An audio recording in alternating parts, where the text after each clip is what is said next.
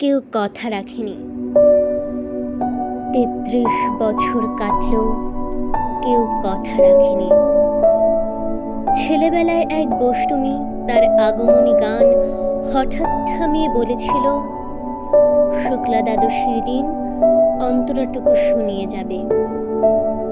তারপর কত চন্দ্রভোগ অমাবস্যা চলে গেল, সেই বষ্টমী আর এলো না।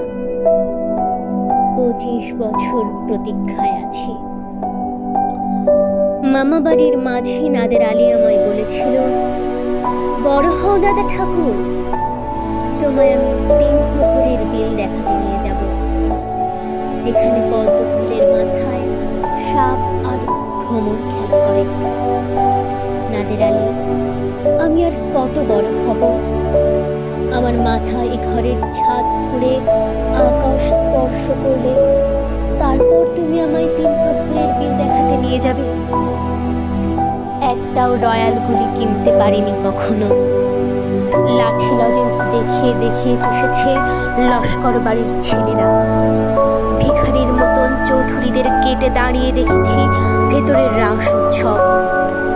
অবিরল রঙের ধারার মধ্যে সুবর্ণ কঙ্কন পরা ফর্সা রমণীরা কত রকম আমোদে হেসেছে। আমার দিকে তারা ফিরে যায়নি।